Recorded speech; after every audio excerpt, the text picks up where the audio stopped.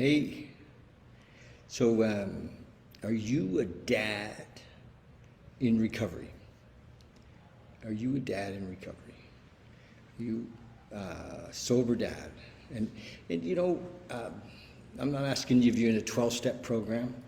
I'm just talking about, if you had a reason to quit drugs and alcohol, and you've quit drugs and alcohol, and you're trying to be the dad that you wanted to be, and if you are, then this is for you. I'm going to talk a little bit about what I've learned in the last month or so. I mean, I've been a sober dad for 40 some years, and 41 actually, to be exact, and so I've learned a little bit about being a father in recovery. I have three kids that have grown up, and so what I've gotten from men, I've interviewed like about 25 so far. I'm going to interview another 25 before I complete building this course.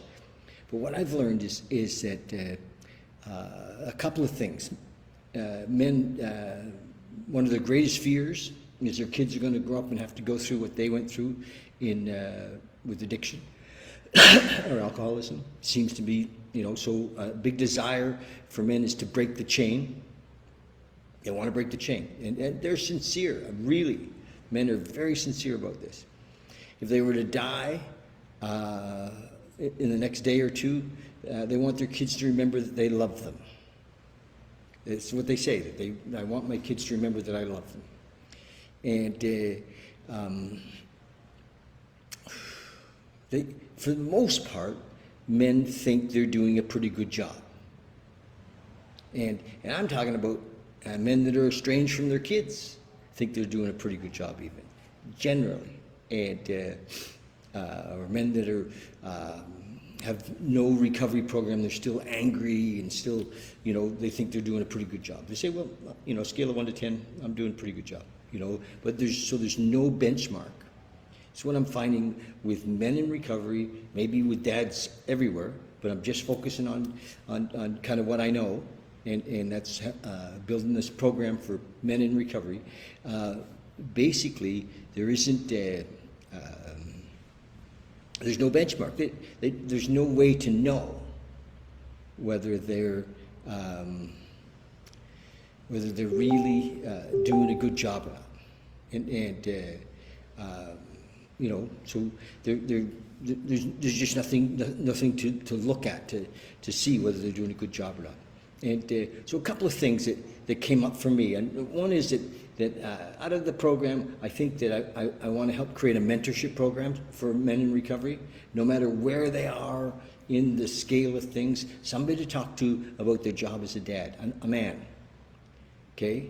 Because, a man who's had some success in this area, and a mentorship program. I think that's going to be helpful for men, because it's so easy for us to bullshit ourselves. It's so easy for us to think we're doing well when we're not, and we don't get any do-overs with this. And what do I mean when we're not? Well, here's the thing. I've talked to some men who seem to me to be doing really, really well. Got a good program. They're really, and what are they doing that's different than men that I think that probably aren't, is they're spending time with their kids. Spending time with their kids. I talked to a fellow the other day who has a daughter. She's 14 years old. Teenage daughters, my God, right? He has a daughter who's 14 years old, and he has called her pretty much every day for 12 years. And I've known him a long time, and I remember him doing this, and at 7:30 at night, he calls his daughter pretty much every day for 12 years. Now, and of course, he spends time with her as well, and he's not with her mom, and so there's two homes, and they share responsibilities parenting, and he spends quite a bit of time with her. But he calls her every day. And I said, really, every day? And he said, well, maybe 90%.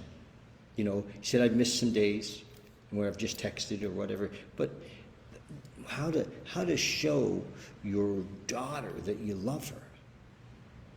Love is an action word. So that's what's going to come out of this course. That's what's going to be in this program is ways of helping men to measure their success. And the other thing, when we can measure success, we can be confident, right? And I don't want to say success, but we can measure our effort if we're doing the things that need to be done. And as a young man, when I was a much younger man and my kids were young, I think that, I probably thought I was doing a better job than I was. I really do. I think that I didn't show up for a lot of things, but something worked. One of the things that I think that worked is that, and I think does work, is that I was really honest with my kids. I get it.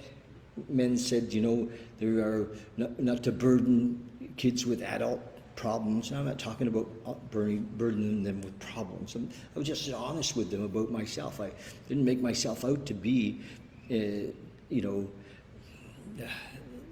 certain way.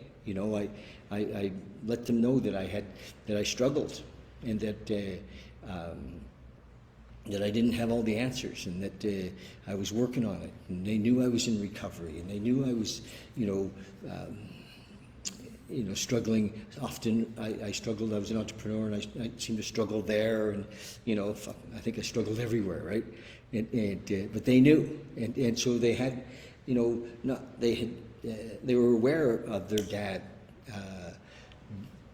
being in life the way that I was, and so time in honesty with our kids. I think those two things are really, really important. And then there's more. Gosh, there's more. But listening. Wow, it's so important. So taking time to listen, and don't give advice. Unless really asked for. Just help support our kids in figuring things out, teaching them to think, as opposed to giving them the answers, right? Yeah. So, I told my kids really early in life that their mom and dad, their dad for sure, was alcoholic and addict, and that it seemed to follow bloodlines, and so they were aware really early that about the disease. And I've talked to guys that said, no, I don't talk, my kids don't even know.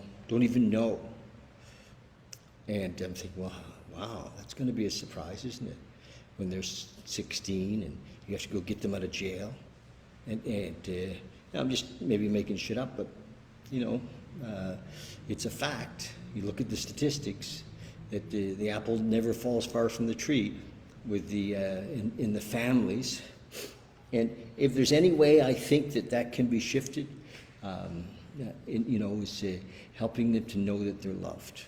How do we know that they're loved? Well, we're honest with them. I started talking to my kids really young about spirituality, not a religion, but spirituality, and they knew that I was,